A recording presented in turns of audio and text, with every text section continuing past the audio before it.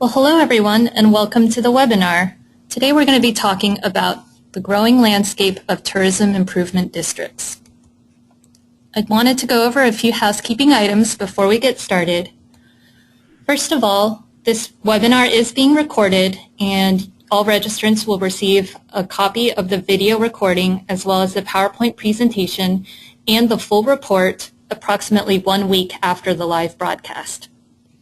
We are collecting questions throughout the presentation, so please feel free to submit any comments or concerns that you might have through the question box of your GoToWebinar dashboard.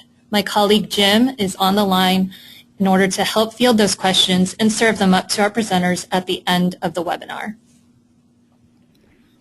So let's get started. I wanted to introduce our presenters for today.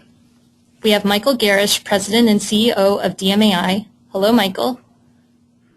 Hi, Joy. We also have John Lambeth, President of Civitas Advisors. Welcome, John. Good morning. And we have Carl Ribaudo, President of Strategic Marketing Group. Hi, Carl. Hi, Joy. Thank you. So what we'll be going over today really is we're going to have Michael introduce the study as well as share an executive summary.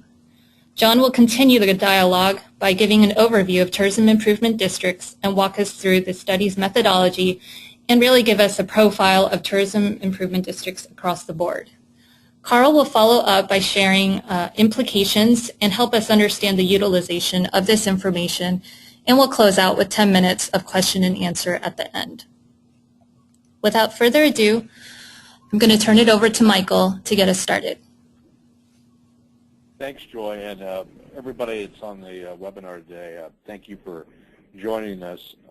I think for those of you who are not familiar with our organization, you can see at the banner, on the opening banner that was just opened, that we're celebrating our 100th year of advancing destinations and representing convention and visitors bureaus and destination marketing organizations around the world.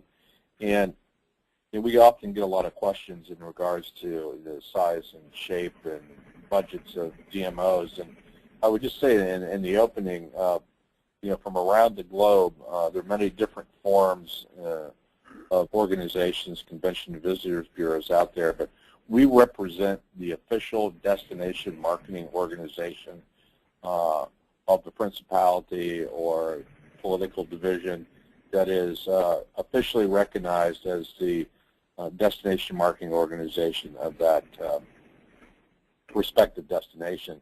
So those who are members are from around the world. And if we flip on to the next slide, we recently completed the first phase of a landmark initiative called Destination Next. We surveyed more than 300 destinations representing 36 countries, who all of them shared their input on the future of our industry. And we rolled the results of that study out at our annual meeting in Las Vegas this last July. And for those of you who are on the webinar today, you can download that Destination Next report vis-a-vis our website. One of the biggest challenges that we found that leaders in our industry today are facing is really managing the disruption of, what we consider legacy business models and how we develop new business models to fit the needs of today's contemporary issues. So as the DMO's role in tourism changes, the DMO business model also needs to be looked at and in some cases transformed. Oftentimes, DMOs are relying on the same level of past support from governments, and the private sector is calculated, and it can be a little unreliable at times depending on what the use of the funds are for outside tourism promotion. So what we're going to talk about today is some methods that have been put in place through the tourism improvement districts to ensure sustainability and long-term support for tourism within the destinations. Just anecdotally, in the last point here, 12% of the folks that we surveyed in our Destination Next report expected some time of change in their governance model or their funding model. And I want to just make sure that people are not surprised by this. We're not talking about, you know, a reduction in the tourism occupancy tax or hotel occupancy tax, but something that would supplant that or complement that along the way. You go to the next slide, you can see that the tourism improvement districts are one of the fastest growing funding mechanisms for our members, and they're really at a unique crossroads for destination promotion and local economic development. There are now 124 destinations in 9 states that now receive funding through a TID. Often, you know, we get questions as to why this is important. And TIDs, my viewpoint, and I think for the most that have them in their destinations, prove a really stable funding model for marketing a destination in a really competitive environment. And because the funds are not controlled by a government entity, they're subjected to budget cuts sometimes. These are tourism improvement districts have proven to be quite successful in adding to the destination promotion. And in the last slide, I want to just mention a couple things. If you look at the current tourism industry landscape, particularly in the U.S., you'll see some very positive signs for the future. Matter of fact, I would call them robust. And if you look at Smith Travel's research, they're now projecting 1.1 billion rooms sold in the U.S. For this year. And when you look at the occupancy tax being the fuel behind the destination marketing, the average tax is now 12.6%, of which about 10.4% is related to the hotel occupancy tax. So what that means is that we are expecting to see record hotel tax receipts this year, around $17.9 billion, I should say, and with about $3 billion going directly to DMOs to support destination marketing. And oftentimes people ask us, well, why is that important? Well, 79% of our members receive 75% of their revenues through the hotel occupancy tax in one way or the other. So that's why we think TIDs are so important, and why we're fortunate enough to have John and Carl with us today to talk through some of the strategies. And at this point, I'm going to turn it over to John for his comments and perspectives. And John, I appreciate you being with us today. Great. Thank you, Michael, and welcome everybody to the call. It's a pleasure to be here with you this morning to be able to talk to you about tourism improvement districts. It's a very exciting trend amongst DMOs that really has very stable funding DMOs for those places that have adopted it. If you're familiar with this mechanism, you know that it is essentially an assessment on hotels, that it is collected by the local government, and those funds are managed by the DMO. And I wanted to mention on this slide in particular this idea that this is an assessment, and that's important to remember. It's an assessment, not a tax. And an assessment is based on benefit, and that is partly the reason that these are so stable. By their legal mechanism, by the way they're created, the funds are required to be used to benefit the payers, in this case the hotels, and that creates for a very stable funding source. Assessments date back to early English common law. They were originally used for roads and sewer lines and flood improvements, and about 50 years ago folks in a downtown got together and said, if it's good enough for sewer lines and water lines, why can't we use it for downtown ongoing improvements? And the first business improvement district was born. And about 20 years ago, some folks in the tourism industry did the same and said, if downtown organizations can use it in the form of a BID or bid, why can't we use it for tourism promotion? And that led to the creation of the first tourism improvement district. The model for these districts is essentially they are levied in one of two ways, either based on a percentage or fixed dollar per room per night, like $1 or $2. That they are stable. The funds can't be diverted. We see varying terms. On the short end, the shortest districts last 1 year and need to be re-upped every year. That is certainly not the best way to go. We see other districts that last 5 years or 10 years. Those are by far the most common. And we've seen some districts with very long terms, 30 years, 40 years, being created more recently. The governance can be either through a new or existing nonprofit. It typically is the DMO that manages these funds, although there are some variations on that theme. Independent corporations, committees within the DMO structure, and there is always some local government oversight to ensure that the monies are spent consistent with the plan, consistent with the legal documents that form the district in the first place. The structure, and you'll see this in our survey as I'm presenting some of those slides in just a few minutes, it is usually citywide.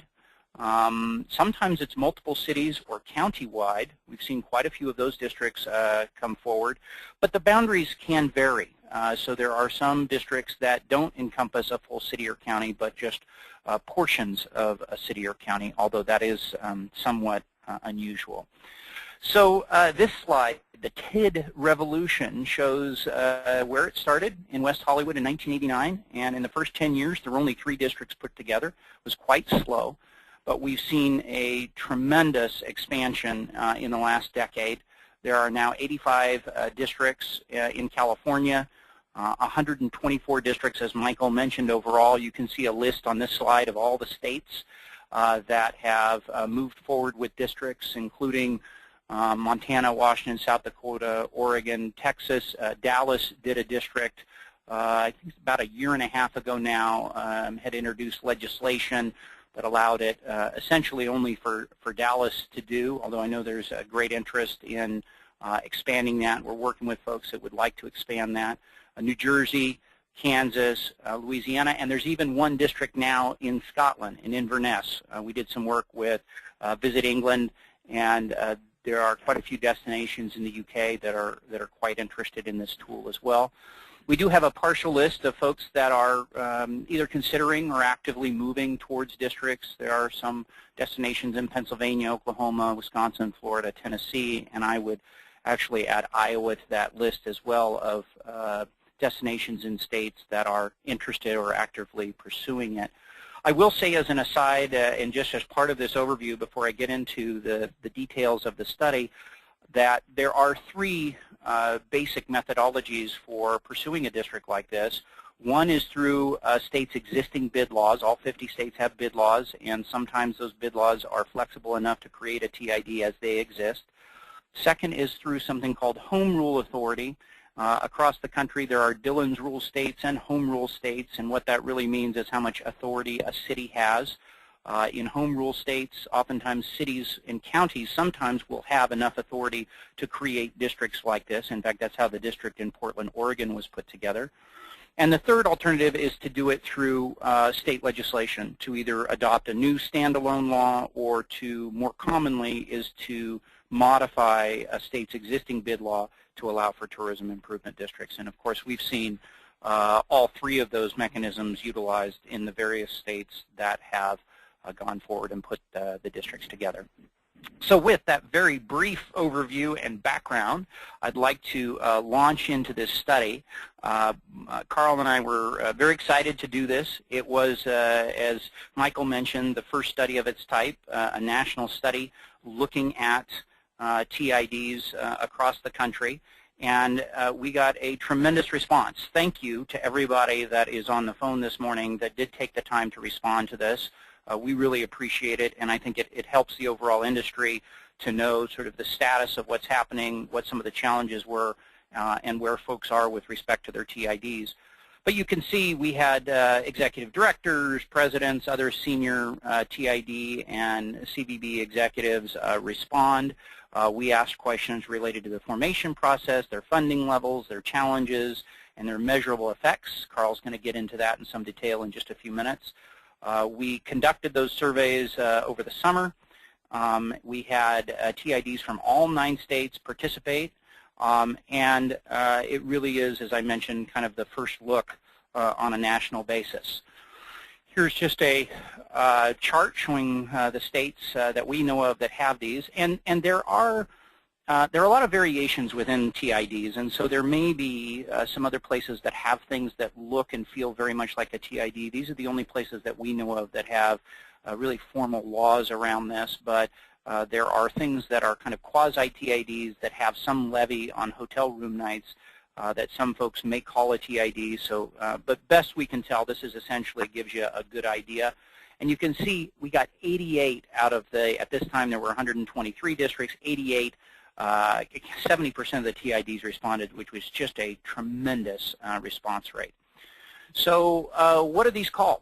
You can see the largest share are called T-bids, and that is basically from our history. We came out of the Business Improvement District mechanism.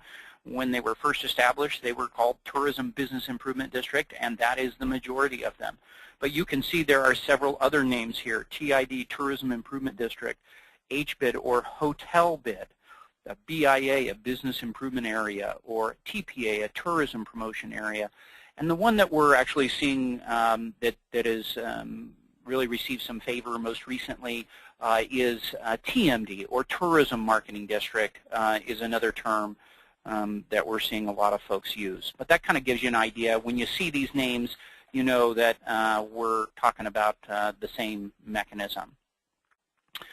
We asked about the number of rooms in districts to give you an idea, and of course we've seen great diversity in the jurisdictions and the destinations that have adopted this tool. Some very small, you can see. There are some with under 100 hotel rooms. The majority, of course, were in the 1,000 to 5,000 range, and there are some very, very large destinations. I think the smallest TID we've seen was in a destination that had only one hotel in the destination. We asked folks about the district makeup, and I had touched on this earlier in terms of how what's included when we put a district together. And you can see the majority is one city or one county, almost 3/4 are one city or one county. There certainly are several with multiple cities or counties in multiple cities. And really, when we're asked about boundaries, we encourage folks to think about a commonality of interest, really who's in it together. If you all are successful at driving more business and bringing more visitors to your destination, who benefits from that? And that's usually where we start when we talk about boundaries, and that's why we see it's not uncommon to see these countywide or multiple city districts, because certainly the target area for a destination, the beneficiaries from destination marketing, oftentimes are beyond one city's boundaries. We asked questions about the district formation process, what folks went through, what some of their difficulties were, how long it took them, and the like. Certainly we are seeing, as you probably all are well aware, that there is a significant increase in the number of districts that are getting formed. This, I believe, includes both formed and renewed, but you could see prior to 2009 that it was quite a bit slower, and now that it's been quite a bit quicker. And really in California, and I think for the folks that are on the line in California would tell you that this has really changed, dramatically changed the DMOs in California in terms of the stability of their funding, in terms of the amount of their funding, and I think that's why we've seen this adopted in so many other places as well. We asked people, why did you form? What was the catalyst that led to the formation of your district? And by far the largest response was insufficient existing funding. Others said it really was loss of the funding. Others, it was really more of a strictly competitive issue. But really, for most destinations, what we've seen is relatively flat funding or decreases in funding. Certainly where local governments have had discretionary dollars in terms of the funding for DMOs, and DMOs have had to compete against other municipal priorities, such as police and fire and parks and other things like that. DMOs have not fared very well. I think the politics of that in most communities has been difficult, and it has been very tempting for city councils and boards of supervisors to reallocate those funds to other programs, or in the alternative, just ask a DMO to provide more service for the same amount of funding, which essentially ends up being a net result of the same, essentially a decrease in the amount of funds to be able to provide the service they need to provide. So we asked who was the primary organizer during district formation, and isn't this interesting? It was almost equal between the lodging industry and the local DMO. We certainly advise our clients that we need to have the lodging industry as a close partner in this. It really needs to be led in many ways by the lodging industry, even if the DMO is the initial sort of initiator of the project.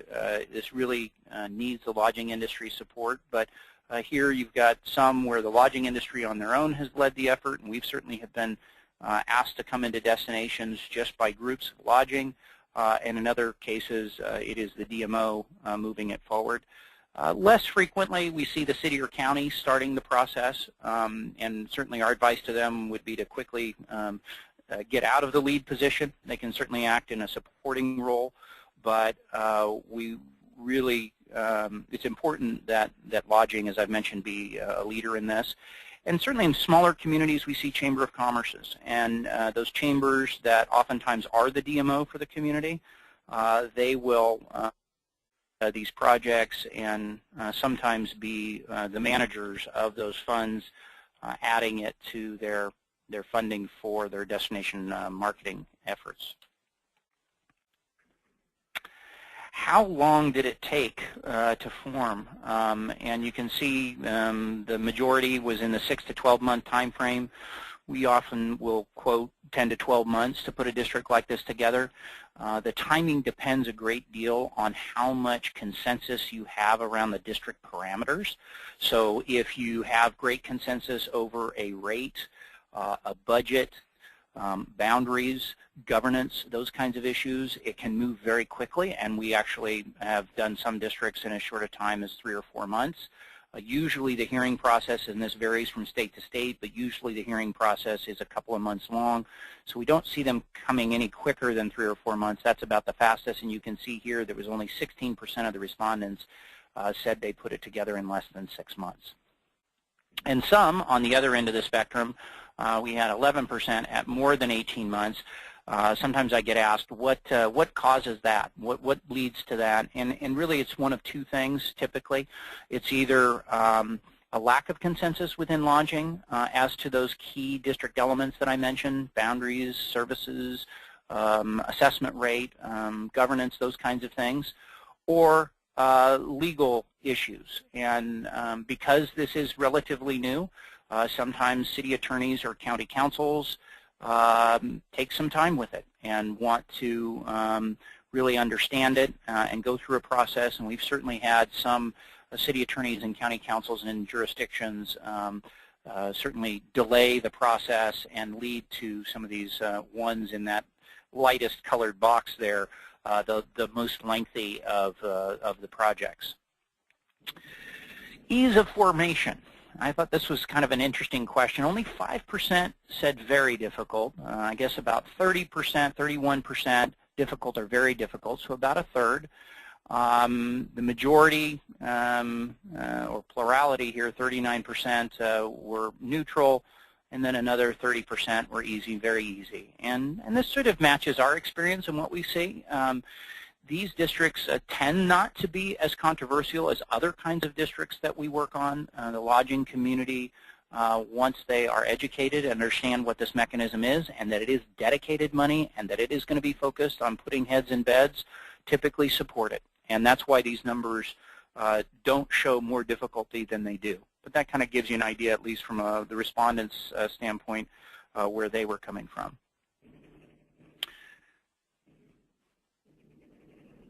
Challenges in district formation. We asked folks, what were your biggest challenges? And by far here, no surprise, educating the local lodging industry, 54%, much larger than anything else. Overcoming political issues, overcoming legal issues. This is surprisingly small to me because we have had more of that, I think, particularly in states that haven't done a district before. I think the legal issues you would see a much higher number than that. But developing and reaching agreement on the plan, another small piece. But really this is, the heavy lift here is getting out to lodging, explaining to them what this is, listening to their concerns and their desires, and developing a plan around something that they will be supportive of. Part of our survey was asking folks about assessment rates and fund oversight. And so we asked them to talk about how much, the amount of tourism marketing funds that were available before the TID funding. And interestingly, over a quarter said there was no tourism marketing funding before the TID. This would be particularly true, I think, in smaller destinations. So there were certainly some folks out there that weren't getting any money. And we've seen, as I mentioned, declines in some of the money that local governments are giving to DMOs. Some were on their way to zero when they went through this process of creating a TID. But you also can see some of the other amounts that folks were getting. I often get asked, what happens to our underlying funding? If we create a TID, are we going to lose our underlying funding? And the experience with that has generally been no. And there's several reasons for it. First, excuse me, the districts have been very focused on keeping that underlying funding. There are a few districts that have voluntarily given that up and said, we're not going to take any more government funding. We're going to give that back to the local jurisdiction, and we want only TID money, so that we are essentially independent of that government financing. That's very unusual. Typically a TID, when a TID is formed, a DMO protects that underlying funding.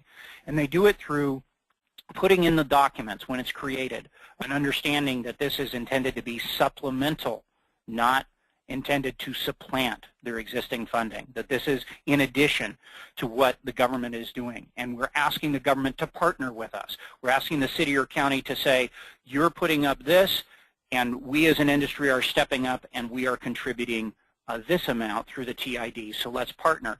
And in fact, some places have even been able to leverage the TID to help with their underlying funding. For example, in a 5-year TID district, we've had several destinations go to their local government and say, our TID is going to be in place for 5 years. We would like you to do a 5-year contract with us for our government funding so that those two match. And that's very compelling. That's much more compelling than simply asking your local government for more money or asking another government entity for more money. It is saying, we're partnering with you. We want to join together. So let's take what we're doing, take what you're doing, and put those together to really have a successful destination marketing effort. And in fact, we've seen that have quite a bit of success in those jurisdictions that have done it. Of course, for jurisdictions that don't have a solid baseline now, there is no guarantee of keeping those underlying funds. And so one other strategy that's been employed is a bit of a, for lack of a better word, a kind of a poison pill put in the documents that says, if you local government take away our underlying funding, it is our intent to dissolve the TID. Essentially, not a great result for anyone, but sending a very strong message that if the TID is designed to alleviate political pressure on you to fund these kinds of efforts, we will gladly take the TID away and be right back to where we started. So that has actually worked quite well in several jurisdictions as well. So we asked this question about assessment basis. How was the assessment levied? Some said percentage, half percentage of lodging revenue, just like we would see with a bed tax, 1%, 2%, or the like. And 44% said a specific dollar amount per room per night, essentially. We asked about the assessment amount, and you can see here the largest numbers were 2% and $2, although we've seen now, and in this survey it was 3% and $3 was the highest. We actually have a couple of districts now that are $4 or 4%. I think even more important than what the amount of the TID is the total hit on the customer, is how much is the customer paying all in between bed tax, between any state sales tax or other taxes that might be on a guest. What is the total, and are you being competitive with your comp set? We asked about variance in the rates. How did the rates vary? Did they vary by average daily rate? Did they vary by geography? Did they vary by room count? You can see here the majority is no variance. We do have several districts that vary it based on room count, meaning larger hotels may pay a higher rate and receive more service. Smaller hotels may pay a lower rate and receive less service in terms of the marketing efforts. Some moved that based on ADR, and some, particularly with convention centers, did it by geography. The closer to the convention center, the higher rate that somebody might pay if a good share of the money is going towards convention center marketing.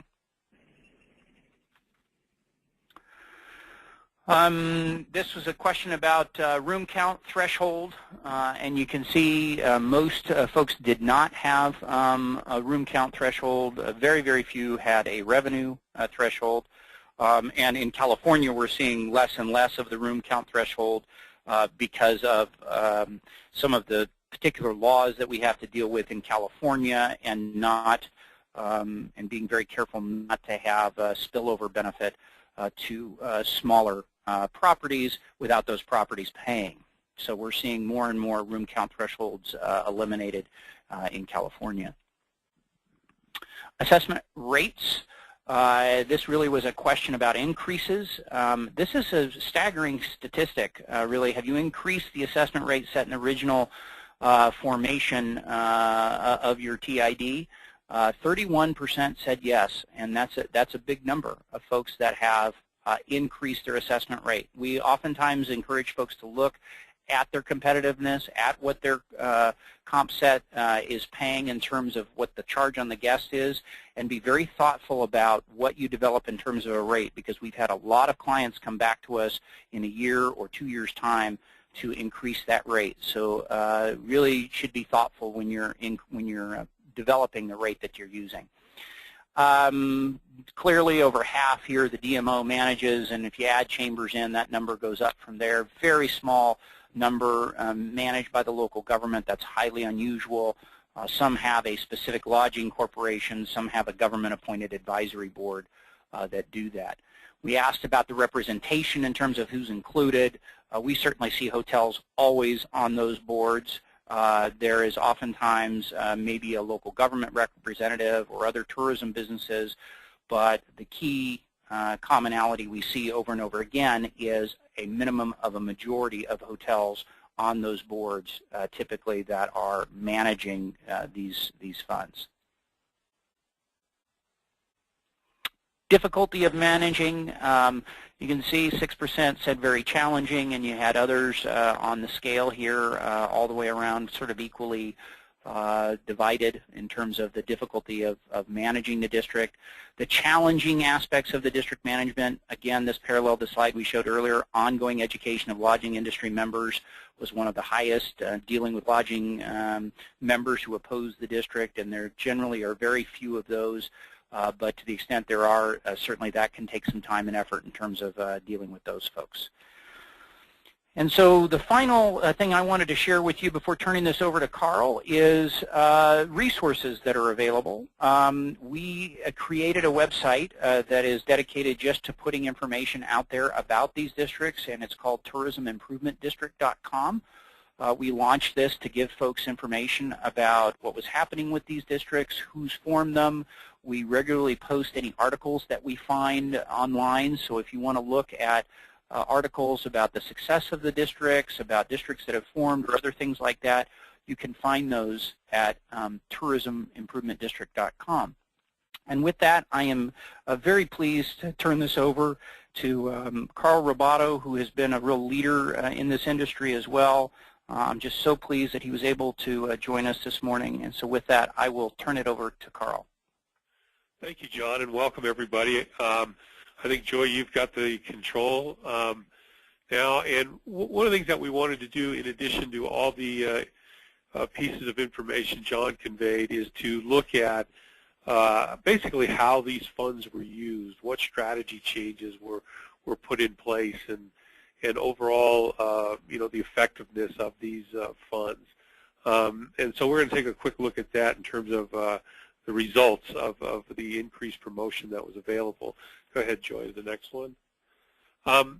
Clearly, you can see here in this slide that roughly, in terms of satisfaction rates, 61% of those surveyed were very satisfied, and I think that's a very important number given, as John earlier indicated, some of the challenges in terms of formation and ongoing management and whatnot that many of the DMOs are going through, that there is a very, very high satisfaction rate. I mean, when you look at very satisfied and satisfied, you can see that by and large, many of these destinations feel TBID funding is certainly worth the while for the destination. Go ahead, Joy. In terms of the amounts, I think this is really an interesting dynamic because it really speaks to how the industry is changing.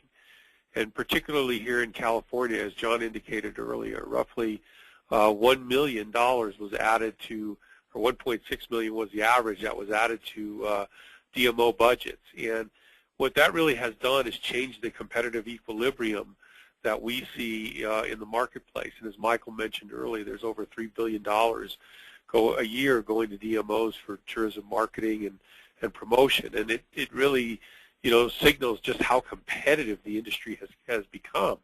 I joke often with many of my clients that tourism used to be this nice little thing over here in the corner, and now it's become very, very, and in many cases, ruthlessly competitive as different destinations have more money now to spend on dollars. Go ahead, Joy.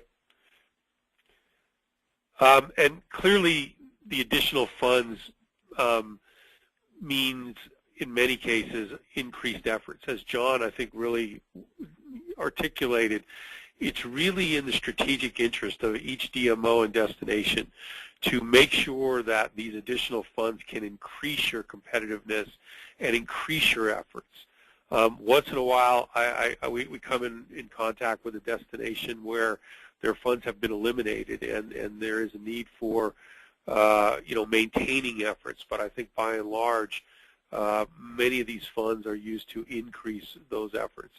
When we looked also at whether these dollars are spent domestically or internationally or both, one of the things that becomes quite evident is most of these dollars a lot of these dollars are spent both domestically and internationally, and definitely not internationally only. And I think that's due in large part because international market development often takes quite a bit of time to develop, and many of these TBIDs need to show much more immediate returns, and so a lot of these dollars are focused on domestic market growth, or in some cases both domestic and international. And I think that, again, that's spoken to the speaks to the immediacy of the returns that people like to see. Okay, Joy. Okay, this question here asked where these dollars were spent, and I think it's kind of a fascinating chart here. As you can see, web development and social media, clearly the focus on digital marketing efforts is critical. And I think, again, not to be lost is some traditional media and so forth.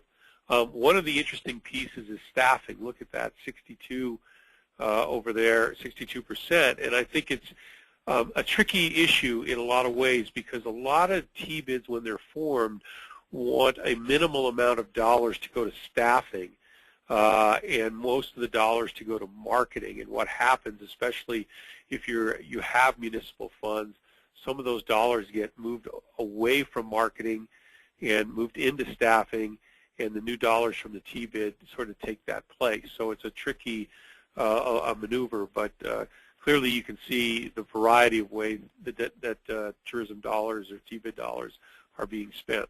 Go ahead, Joy.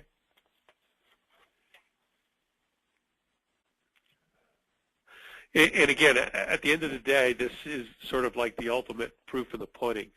97% of those surveyed indicated that they in fact felt the addition of T-bid funds or TID funds made their destination more competitive. And at the end of the day, I think that's the end goal that all these destinations and DMOs are looking for, is how do we either remain competitive or become more competitive. And clearly the message is that these dollars, these additional marketing dollars and promotion dollars, make destinations more competitive. Okay, go ahead, Joy. Okay, metrics. Metrics become very interesting in the T-bid dynamic because there's a change in some of the ways that people look at things. And you can go to the next slide, Joy. What really is happening is there's a shift in accountability. When you're funded just by a municipality, you're typically used to going to a city council or county supervisors and being accountable. But now there's a shift of accountability to the private sector, because a lot of the lodging properties who are providing T-bid, they want accountability, and they want different kinds of accountability. And what we have found is there's really sort of different levels of accountability depending on the segment you're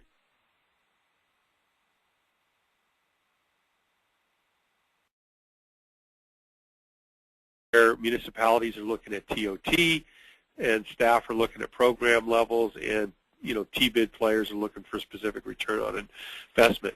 In this slide here, we're looking at specific return on investment analysis, and you can see over 80% of those surveyed indicated that they do take on a specific analysis to show return on investment. Again, I think that's the emphasis and shift in accountability more and more to the private sector. Go ahead.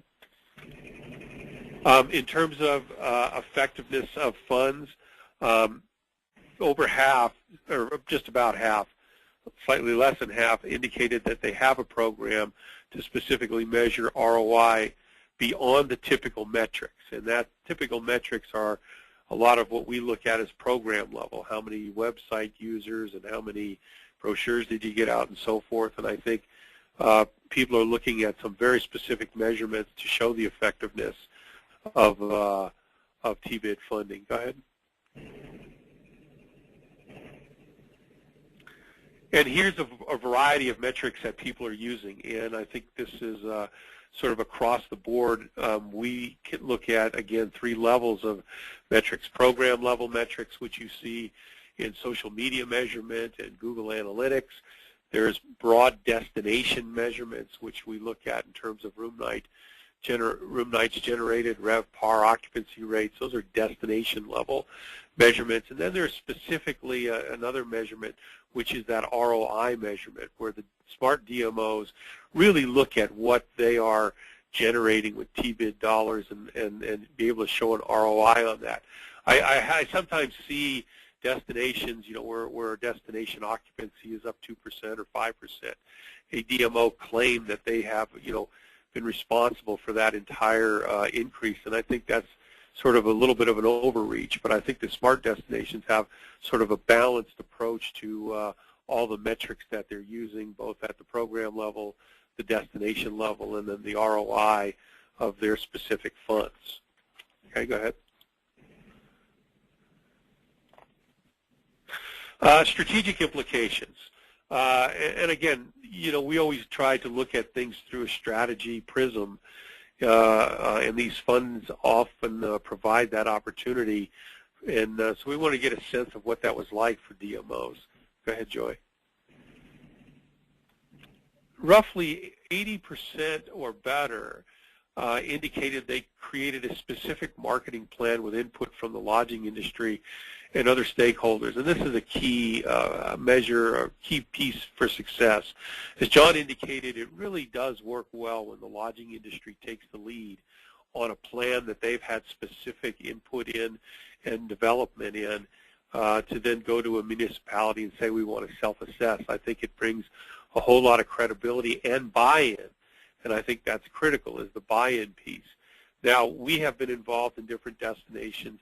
Some destinations want to do their own marketing plan in-house with lodging participation. Other destinations, retain a consultant and have a little more neutral approach to it. But I think the important point here is that you really need to show how those funds are going to be used in a marketing effort to drive increased revenue, jobs, and taxes to your destination. Okay, Joy? Oh, and there's, again, a nice mix of leisure, money's being spent to drive additional leisure FIT travelers, and then group. And I think group is key because a lot of lodging properties are looking to augment the demand they already have, and one area they look at is, in fact, midweek and group business, particularly on the leisure destination side. And so group has become a much more focused effort. Go ahead, Joy. In terms of staff positions funded, again, we see TBID dollars or TID dollars going to staff positions. Roughly 66% indicated that they have increased, staff by 1 to 5. Almost 90% say they have increased staff with the addition of TBID funding. And again, that is fairly normal in the sense that when you have these dollars and they're spent, whether with outside agencies, advertising firms, or PR firms, or digital firms, you need people to manage these processes and manage these organizations and manage those funds. So, we try and get DMOs to look at, and at least educate that, you're probably going to need to add some staffing, and that discussion needs to happen with the lodging industry and to help them understand how that additional staffing, further makes those dollars work in a more effective way. Go ahead. This is when CEOs always love, or EDs love. They always want to see where they fit in terms of compensation. And so we took a look at just to get a sense of where CEO compensation was. As you can see, roughly, the $75,000 to $99,000 category is the highest, but clearly you've got an equal amount on the $200,000 or more. And as John mentioned, there's a lot of small places out there, and we see executive directors that have compensation of less than $50,000. Okay. This last, this last slide here, really, we wanted to find out if you didn't have your funding, what would be cut, and I think it goes to show the value of what the marketing dollars are and where they're spent. Roughly 83% said they cut their traditional media. And I think that is in part because of the shift more and more to digital and online strategies, followed by staffing and web development upgrades. I think people would just sort of hold their website investment at the levels they have and not consider additional upgrades. And again, you can see the gamut of what would be cut. Special events, operating funds, and welcome centers are the survivors. And I think welcome centers, because they've played a classic role in tourism information, distribution, and special events, because they've become increasingly popular since the recession in terms of providing visitors with specific reasons to come. But again, you get a sense of how the TBID dollars, would be cut, or what functions would be cut if the TBID dollars were reduced, and it gives a sense of what the value that different destinations place on these marketing elements. I think that's about it from the results. And again, there's a lot more information you'll find in the report. And I'm going to turn it back over to Joy. Thank you, Carl. And thank you, John and Carl, for sharing your expertise with us. It's important as we explore different funding models really to understand the lay of the land for something as important as tourism improvement districts. So we appreciate you sharing your survey results with us. So I'm going to now turn the presentation over to my colleague Jim, who has been reviewing your questions throughout the presentation. Jim, do you have any questions for our panelists? Yeah, we've got a lot of great questions coming in. Feel free to continue sending your questions in as we answer. I think the first one's best for probably John, and someone's asking, why can you not just put some legislation in at your destination that would limit the ability of the municipality to use bed tax funds for non-tourism uses? That's a great question. That's certainly something that you could do. You could attempt to limit it. The problem with any legislative restriction like that exists independently of the mechanism is the pen that puts it in can also be the pen that takes it away or moves it. And that really is the underlying problem, is when there is the temptation for a government, whether it's state government or local government, to move this money someplace else, that's when the mischief begins. And so by using an assessment mechanism, that temptation is gone, and that pretty much takes care of the problem. And so you could put a limitation in there, and I think that's far better than not having it.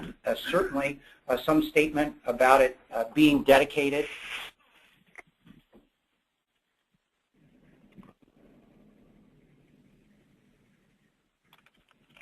Okay, so our next question talks about, we see this from a lot of DMOs, and something that came out in Destination Next is DMOs getting more involved in broader economic development. So some folks want to know if you can use these funds for things other than marketing, if you can use them for destination management, experience development, and get other businesses other than hotels, like restaurants and attractions, involved. And I'll toss that over to any of the three of the panelists. John, did you want to take that one? Oh, we may have lost him.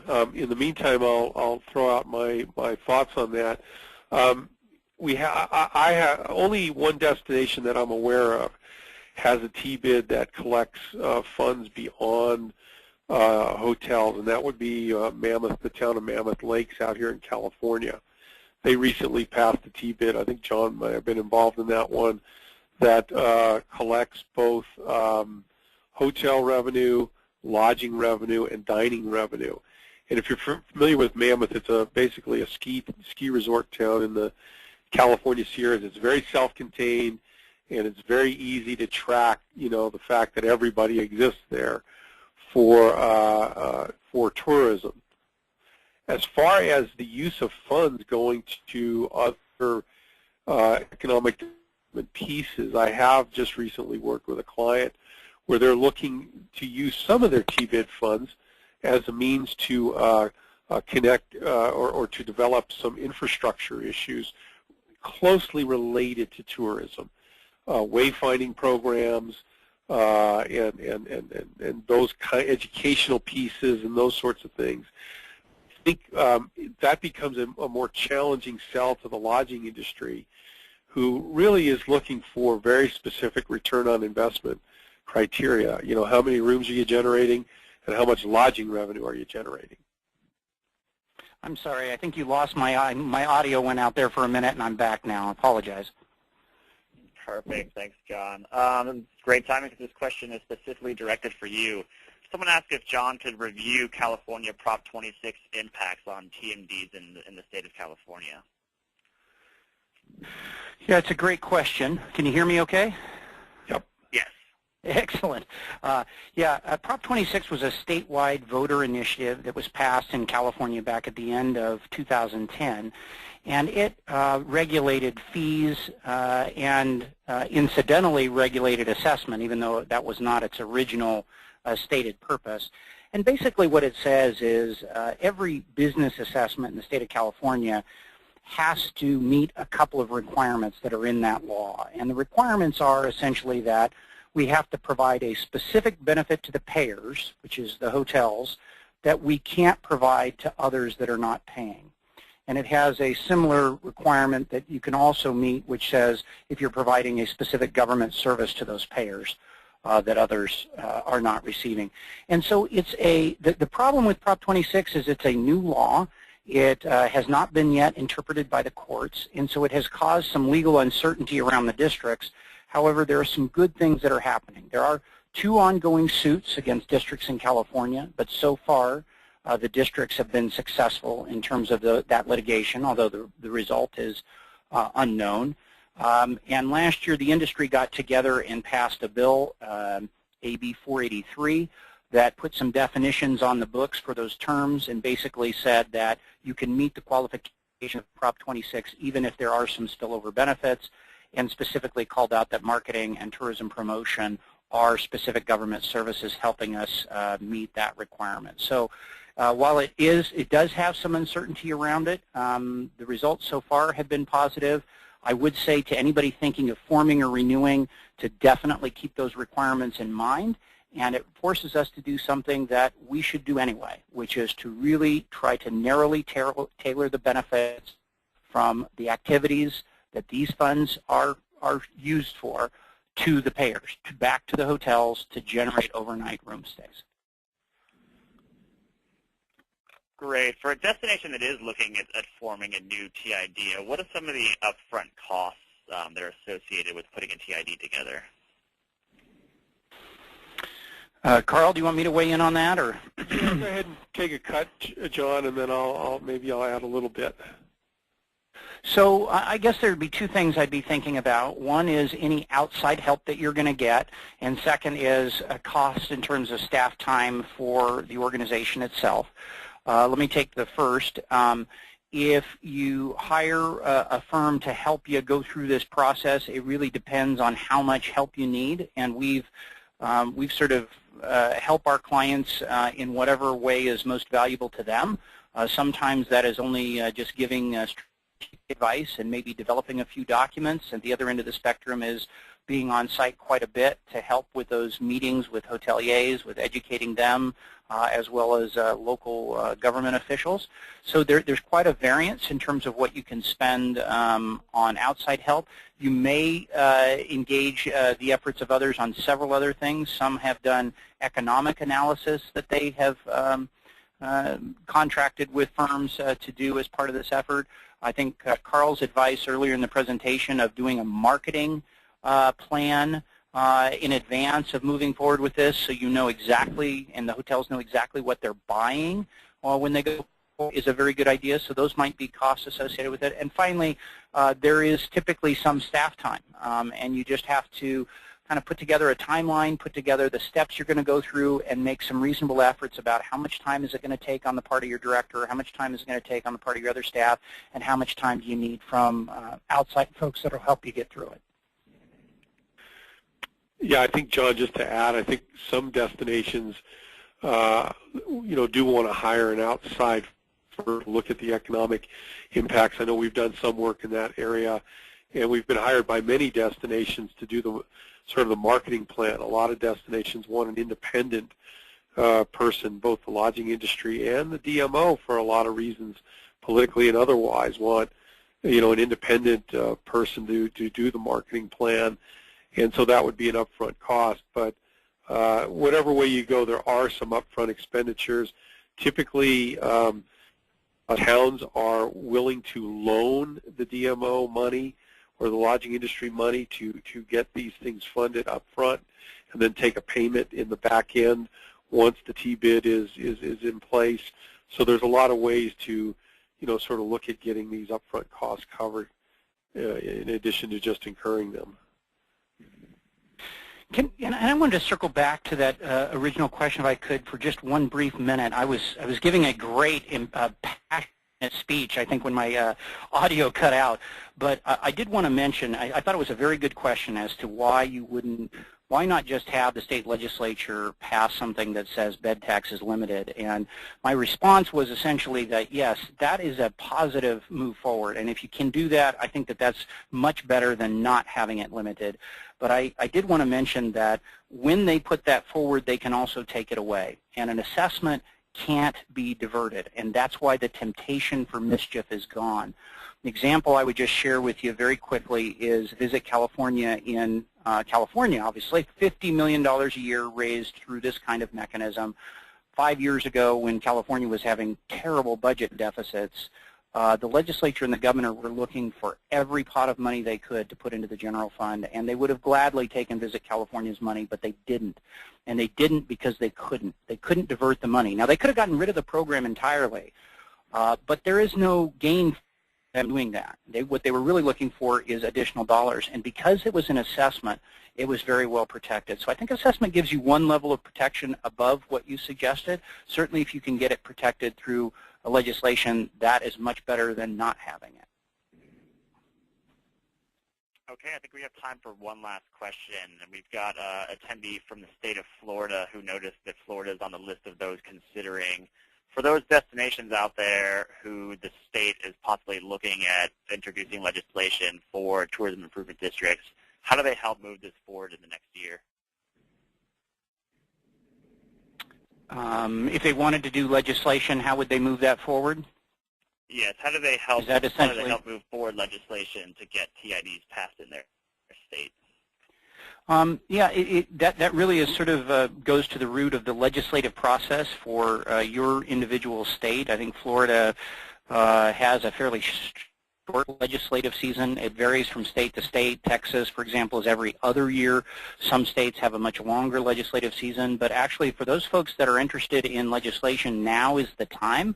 Now is the time to be drafting something, and that's certainly one of the first steps, is to look at the codes and to come up with a reasonable proposal in terms of drafting, and I would say identifying who your legislative advocates would be, either through a statewide trade association or others who are the lobbyists and lawyers that might work on it locally there. But putting something together now would be the time to be talking to folks about who would carry a bill like that and the steps you would need to go through, because those legislative seasons generally start after the first of the year. And I know there was interest several years ago in pursuing legislation in Florida. We actually drafted something for a destination, and it ultimately was never introduced and never moved forward. And I haven't heard of any other efforts there in that regard lately. But that certainly is, if folks are interested in that, now would be the time to move on it.